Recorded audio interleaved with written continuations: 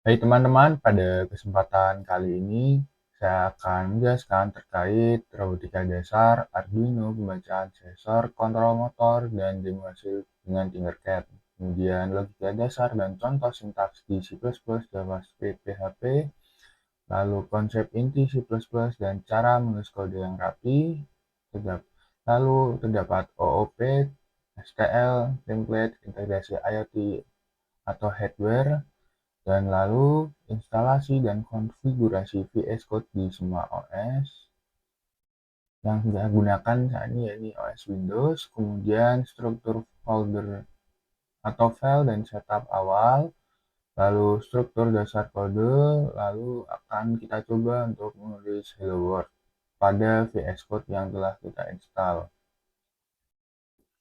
Sebelumnya, perkenalkan saya Alfatona Ijal Kainansyah dari Teknologi Rekayasa Otomasi Angkatan 2025 dengan NIM 3 digit terakhir 0053. Oke, di sini kita yang pertama akan menjelaskan terkait Arduino yang akan kita gunakan jadi push button. Di sini teman-teman bisa lihat terdapat Arduino, breadboard, LED, resistor, dan kabel jumper serta tentunya di sini terdapat tombol. Nah, di sini dari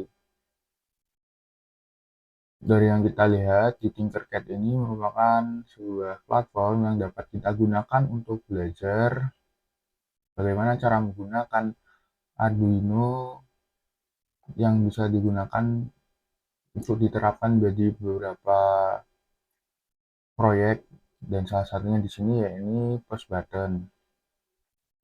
Nah, di situ bisa kita lihat pada Arduino sendiri di sini terdapat eh,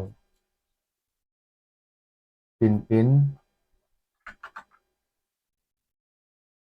Nah, di sini terdapat pin-pin ya yang digunakan pada push button kali ini, yaitu kabel merah terhubung pada 5 volt dan masuk ke lubang plus. Lalu di sini terdapat GND atau ground pada kabel hitam, ini tersambung pada kabel minus. Nah, kemudian di sini terdapat pin kedua. Nah, ini tersambung pada breadboard juga, dan di sini pada pin 13 juga tersambung pada breadboard juga. Nah, di sini bisa kita lihat di sini breadboard terdapat beberapa komponennya, yakni terdapat resistor dan kabel jumper, lalu terdapat LED lamp serta push button. Nah, di sini kita akan coba mengoperasikannya. Nah, di sini akan menyala lampunya bila kita tekan tombol push button pada breadboard, maka akan nyala seperti ini. Nah, bisa dilihat. Nah, kemudian terdapat codingan pada rangkaian telang sudah ada pada kanvas, yang terdapat breadboard dan Arduino pada pada komponen yang telah dibuat ini, yakni pada code di sini. Nah, di sini menggunakan C++. Di sini bisa kita lihat codingannya adalah int button state sama dengan 0. Kemudian pin mode dalam kurung buka 2 input. Nah, maka di situ dapat kita ketahui maka pin 2 digunakan sebagai input. Kemudian pin mode dalam kurung LED built-in output. Nah, lalu terdapat void loop button state sama dengan digital read 2. Lalu terdapat if button state sama dengan height. Kemudian digital write LED sama dengan built-in height L if, kemudian else. Kemudian digital bright dengan LED button low, delay dalam kurung 10. Nah, mungkin kurang lebih seperti ini pada rangkaian wiring push button yang terdapat pada Arduino yang tersambung dengan breadboard. Nah, lalu kita akan lanjut pada web Blockly. Nah, di Blockly ini merupakan platform yang telah dibuat oleh Google untuk kita belajar menggunakan coding. Nah, di sini sendiri teman-teman bisa lihat terdapat beberapa codingan yakni JavaScript. Di sini bisa kita run. Nah, di sini terdapat tulisan Hello World pada Raspberry Pi Foundation GitHub.io. Nah, nah, di sini codingannya terdapat var count 1 while count 3 window alert hello world. Nah, bila teman-teman tadi memperhatikan di sini kan terdapat 3. Nah, maka yang muncul di sini ada 3 juga hello world-nya. Ini 1, 2, 3. Nah, seperti itu. Nah, kemudian di sini terdapat Python. Nah, tetapi di sini tidak bisa di-run. Ya, mungkin kurang lebih seperti ini codingannya. Count sama dengan 0, count sama dengan 1, while count 3, print hello world. Count sama dengan count plus 1. Nah, kemudian di sini terdapat PHP. Nah, di PHP sendiri di sini menggunakan awalan $, count sama dengan 1, while count sama dengan 3, print hello world. Nah, mungkin kurang lebih pada PHP seperti ini. Lalu terdapat luas. Nah, luas seperti ini. Dan kemudian terdapat Dart. Nah, Dart juga kurang lebih sama seperti yang sebelum-sebelumnya. Pada grafiknya sendiri tidak bisa di-run. Oke, sebelum itu saya akan menjelaskan terkait program C++.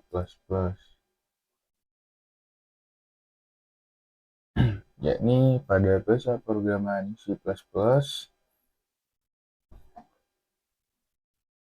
terdapat proses pemrograman, yakni untuk memahami alur dari masalah hingga kode. Ini terdapat 3. Yang pertama adalah problem to solve, yaitu untuk mengidentifikasi dan memahami masalah yang akan diselesaikan. Dan yang kedua, algoritma, yaitu untuk merancang langkah-langkah logis untuk memecahkan masalah. Dan kemudian yang ketiga terdapat code, yaitu untuk menerjemahkan algoritma ke dalam kode pemrograman C++. Dekomposisi program pada C++ yakni membuat program lebih efisien dengan membagi masalah besar menjadi bagian-bagian yang kecil. Dengan menggunakan pendekatan ini kita dapat mudah untuk mengelola dan mengembangkan kode. Ya, teman-teman, di sini terdapat konsep inti C++, yakni untuk membangun dasar pemrograman yang kuat. Ini di sini terdapat beberapa. Yang pertama yakni variabel dan tipe data, yakni untuk menyimpan dan mengelola informasi. Kemudian terdapat input atau output, yakni untuk berinteraksi dengan pengguna dan sistem.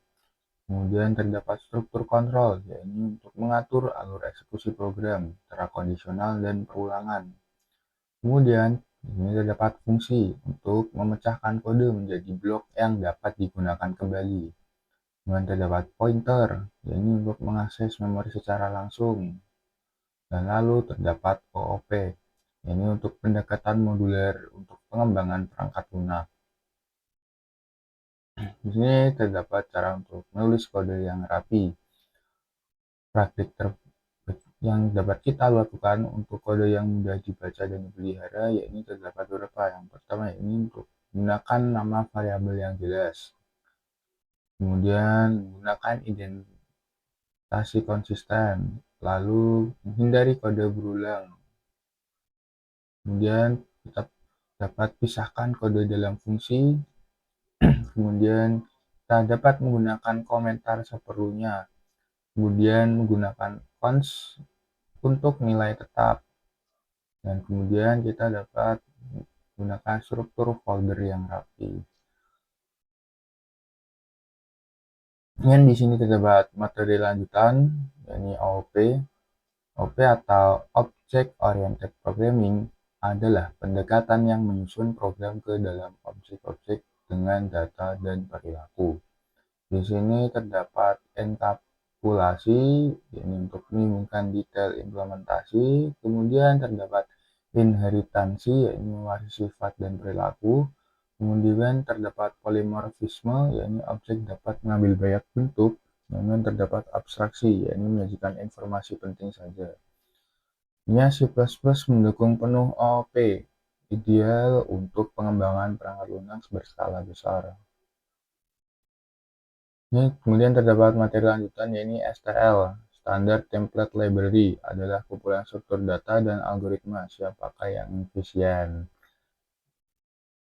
Nah, di STL sendiri terdapat vektor, ini array dinamis yang fleksibel. Kemudian ada map, ini struktur data key value yang terurut.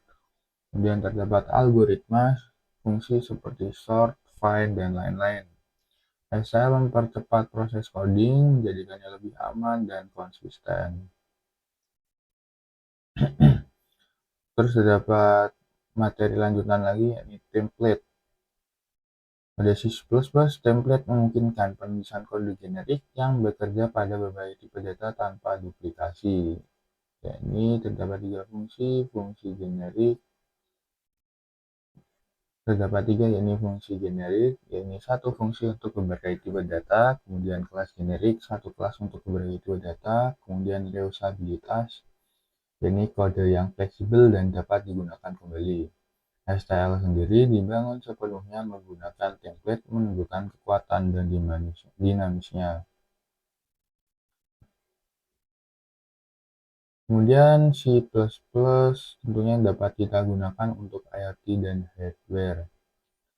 C++ itu merupakan pemrograman yang ideal untuk IoT karena performa tinggi dan interaksi langsung dengan perangkat. Di sini terdapat platform yang terdiri Arduino ESP32, kemudian terdapat kontrol, sensor, aktuator, dan modul komunikasi. Kemudian terdapat protokol yakni UART, I2C, Wi-Fi, MQTT. Nah, kombinasi dari OOP, STL, dan template menjadikan C++ pilihan utama untuk sistem IoT yang efisien dan modular. Nah, mungkin sekian itu yang dapat saya jelaskan. Kemudian di sini kita akan mencoba untuk install ke web MSJS2, ya ini web untuk. Nah, yang bisa teman-teman yaitu di sini MSJS is a collection of tools and library providing you with an easy environment for building, installing, and running native Windows software. Nah, ini juga pada kalimat paragraf terakhir, MSJS2 provides up-to-date native builds for GCC, NumPy, Python, Sumac, dan lain-lain. Nah, di sini kita akan mencoba install. Nah, di sini kita langsung saja menginstalnya MS ini pada ini. Di sini benar sedang berjalan. Pada webnya sendiri, di sini terdapat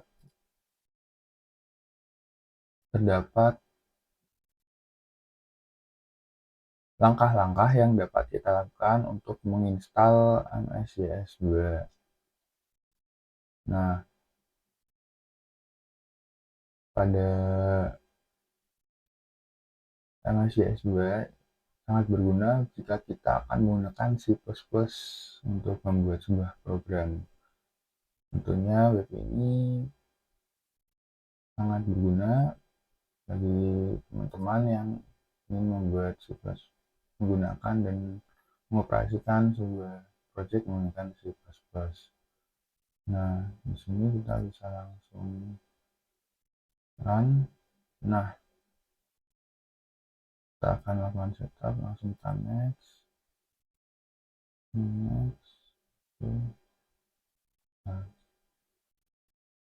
Nah, di sini langsung kita next. Nah, kemudian finish.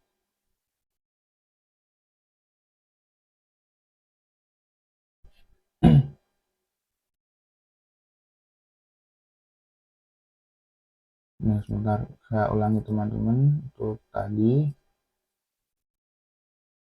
Nah, di sini kita akan untuk installation folder.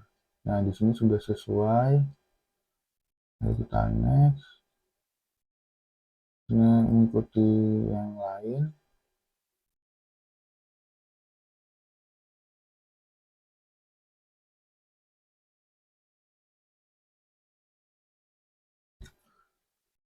Setelah install selesai, di sini kita dapat untuk langsung ke terminal untuk UCRT64 environment.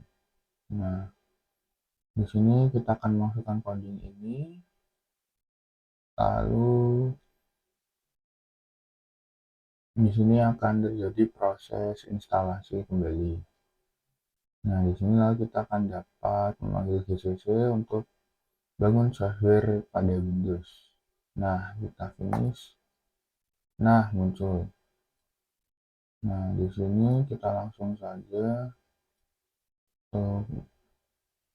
menulis kode ini, statement s min j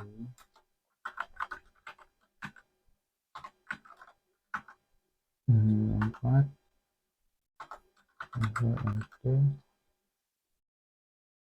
x86 underscore 64.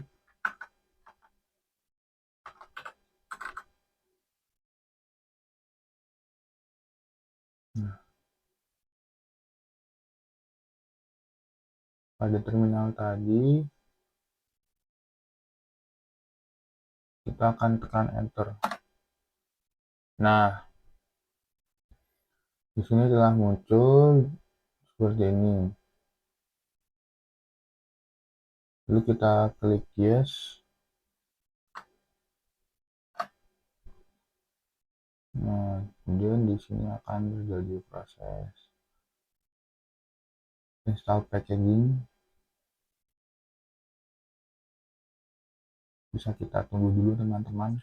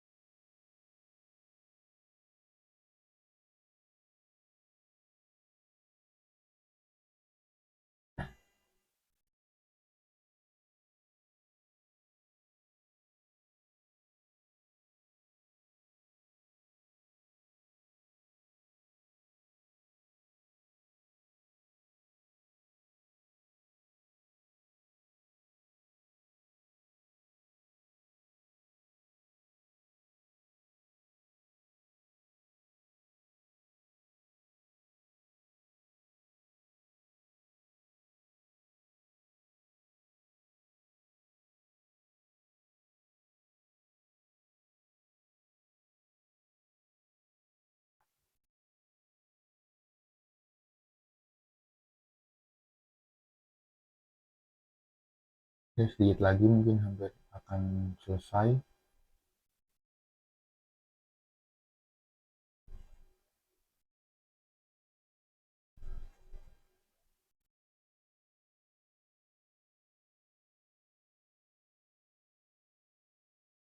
Nah, kita masih menunggu proses install. Nah, di sini kita dapat langsung coba untuk memulai. Ada coding. Ini menuliskan GCC version.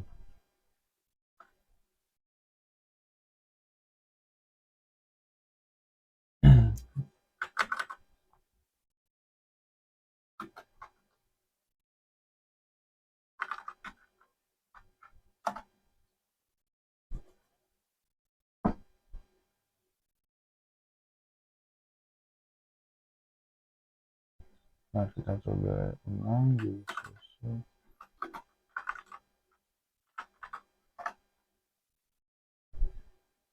Nah, mungkin di sini teman-teman dapat lihat di sini belum berhasil. Yang terjadi mungkin karena di sini kita belum mengcompile atau menyelesaikan instalasi. Tapi pada langkah-langkah di sini kita dapat mengetahui ya ini software yang telah kita buat dengan menggunakan GCC. Kita coba ulang lagi.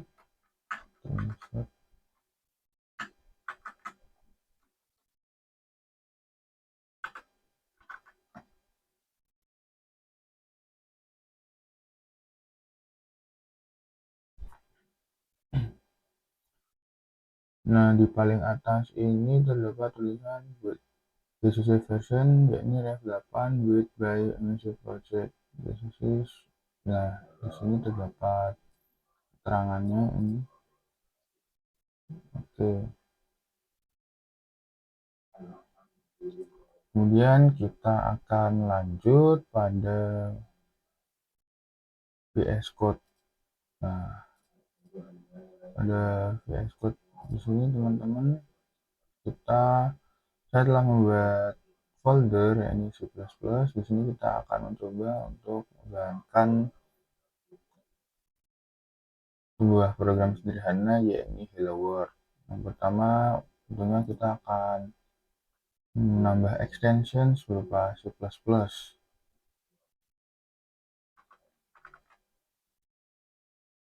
Nah, di sini kita akan install ini supaya program C++ dapat kita jalankan.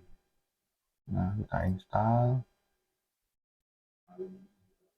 Lalu setelah ini kita akan menginstal satu extensions juga, yaitu CodeRunner.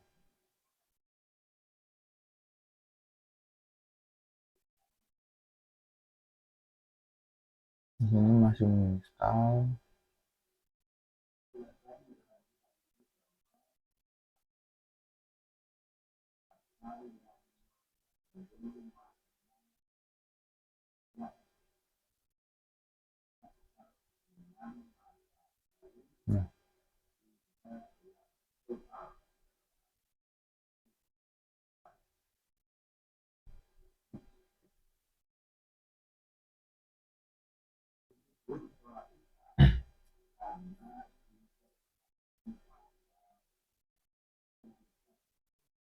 Nah, di sini telah terinstall.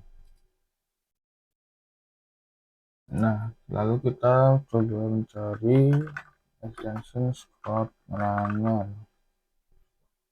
Nah, ini CodeRunner juga berfungsi untuk menjalankan beberapa kode jenis-jenis program, yakni beberapa jenis bahasa program, yakni C, C++, Java, JS, PHP, Python, dan lain-lain. Langsung saja kita install.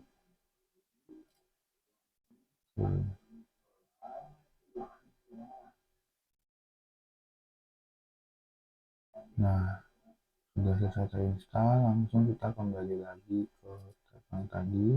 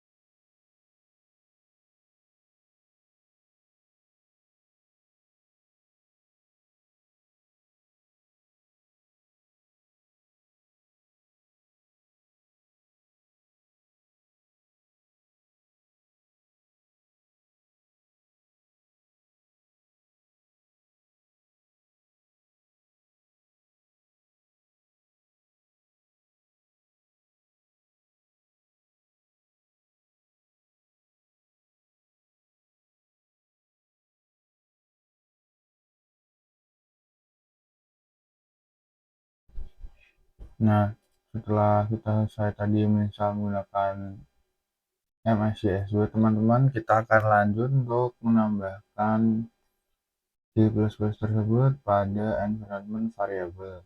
Ini kita langsung saja tekan environment. Nah, ini kita langsung ketik environment variable, lalu ketik pad 2 kali. Nah, di sini kita akan menambahkan copy copy copyan file, yakni msc64 rct64 bin. Kita copy. Nah, di sini kita akan copy di sini.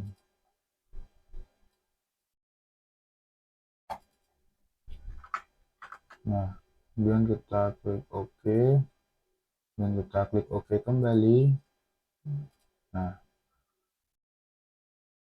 setelah selesai kita akan coba untuk mengecek menggunakan command prompt cmd dengan mengecek cc g++ dan gdb.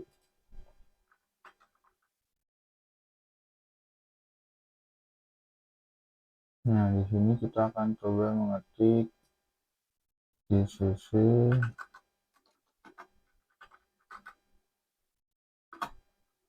version.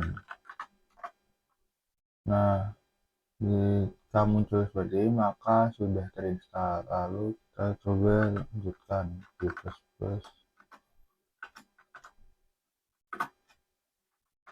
version. Nah, sudah. Lalu terakhir gdb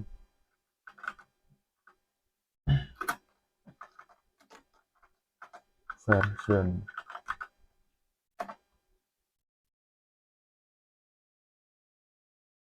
Nah, di sini yang belum ya, ini hanya gdb. Nah, ini kita akan coba lanjut pada VS Code teman-teman. Di sini kita akan coba membuat kode baru.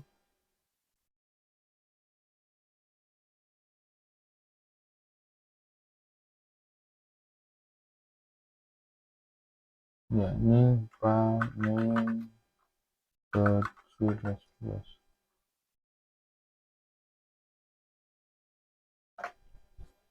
Nah, ini kita akan coba membuat codingan seperti yang telah saya buat sebelumnya.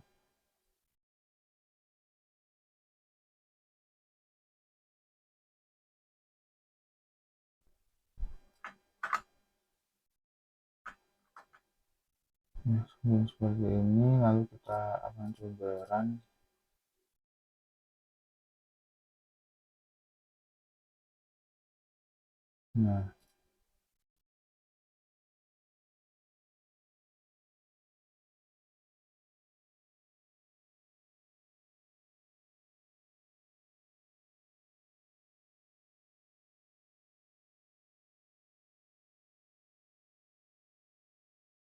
Nah, di sini terlihat di sini codingan yang telah kita buat masih belum berhasil karena G++ belum terinstall.